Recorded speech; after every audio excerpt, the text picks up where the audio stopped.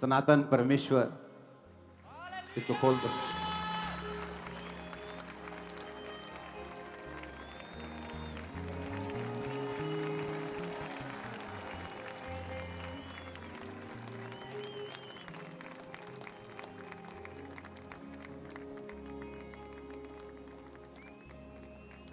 ये प्रार्थना करते वक्त परमेश्वर ने मुझसे कहा था कि मैं सनातन परमेश्वर के बारे में बात करूं।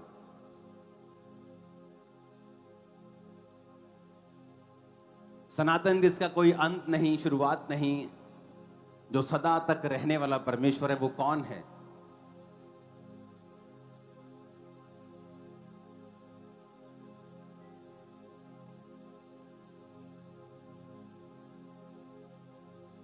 और ये आज तैयार है आपके पास जाने के लिए। लेकिन इसका मेन मकसद क्या है?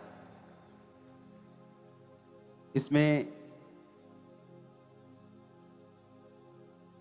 जो यीशु मसीह ने लिखा हुआ बाइबल में, वो जहां पर मिरेकल हुए थे, वो जगह, आज वो जगह इज़राइल में कहां पर है, उन बातों के बारे में, सनातन परमेश्वर के बारे में, कि उसका कोई धर्म है या वो कौन है। परमेश्वर ने मुझसे कहा कि मैं ये बुक लिखूं। ये क्रिश्चियन लोगों के लिए तो है ही है, लेकिन ये अन्य जातियों के लिए जब ये बुक वो पढ़ेंगे, उन्हें एक बात समझ आएगी कि प्रभु यीशु मसीह ईसाइयों का परमेश्वर नहीं, क्रिश्चियंस का परमेश्वर नहीं, वो सबका परमेश्वर है।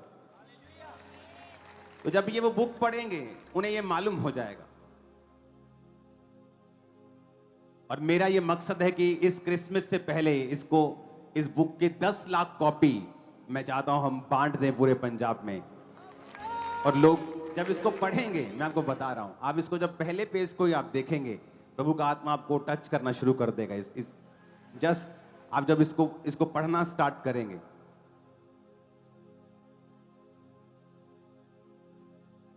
तो ये पुस्तक में मालूम होगा लोगों को,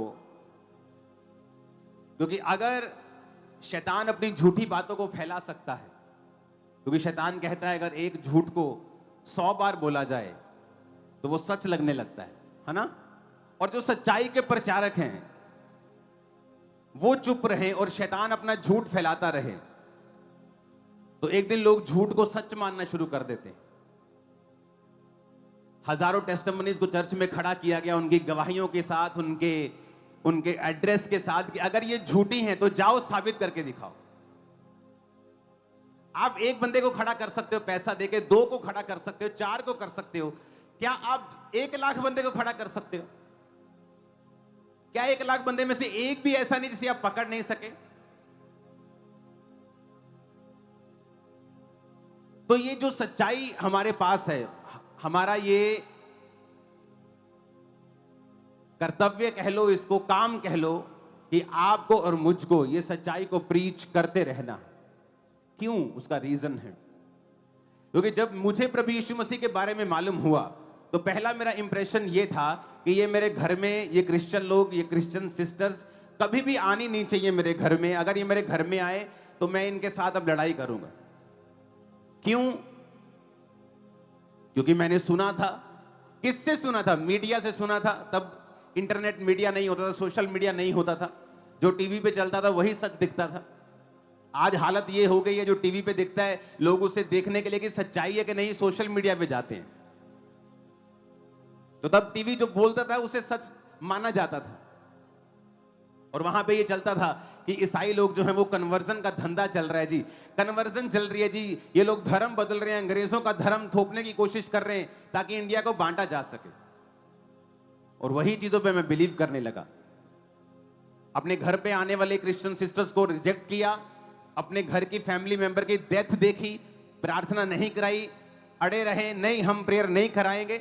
उसके बाद जब मैं मेंटली अपसेट हुआ, और जब मैं डॉक्टर्स और जब मैं सभी जगहों पे जाके थक गया, और जिस दिन सुसाइड करनी थी, वही क्रिश्चियन सिस्टर को परमेश्वर की आत्मा ने कहा, एक अपने टीम मेंबर को, कि उस घर में जाओ और उस घर में जाके प्रचार करो। कहती नहीं, हम उस घर में नहीं जाएंगी, वहां पे एक उनका लड़का है, वो बहुत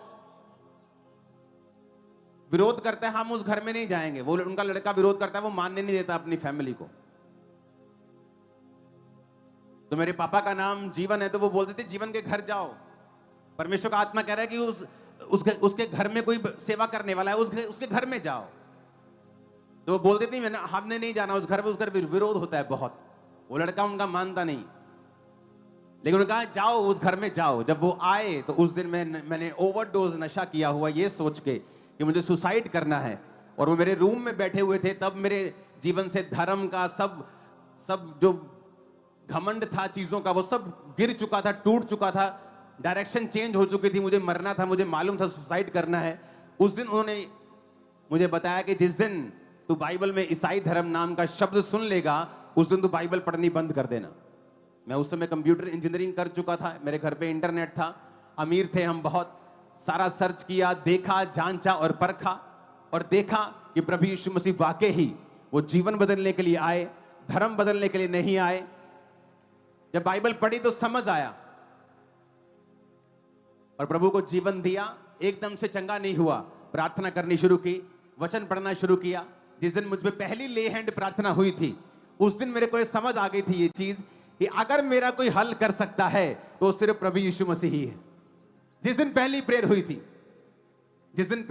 हुई थी, मेरे सिर पे हाथ रखे, ऐसा करंट मेरे को लगा था। हील में पूरी तरह से नहीं हुआ था उस प्रेयर से भी, लेकिन एक बात मेरे को समझ आ गई थी कि जो मैंने अभी महसूस किया है ये मैंने कभी कहीं नहीं किया। और अगर मुझे ये मालूम हो गया था, अगर मुझे कोई ठीक कर सकता है तो प्रभु यीशु मसीह कर सकते हैं। प्रभु यीशु को फॉलो करना स्टार्ट किया। लेकिन मैं ये बात सोचता हूं कि जिस तरह मैं अंधेरे में था, विरोध में था, आज कितने लोग ऐसे होंगे जो अंधेरे में और विरोध में हैं। आप सुसमाचार सुनाने चले जाइए, आपका विरोध करते हैं लोग, करते हैं कि नहीं करते? जब वो ये पुस्तक को पढ़ेंगे और सुसमाचार को सुनेंगे, उन्हें समझ आ जाएगा कि प्रभु यीशु मसीह कौन है, प्रभु यीशु मसीह क्या कर सकते हैं। किसी धर्म या जात से वो संबंधित नहीं है। इजराइल में पैदा हुए प्रभु यीशु मसीह, इजराइल एशिया में है, इजराइल गोरों की कंट्री नहीं है।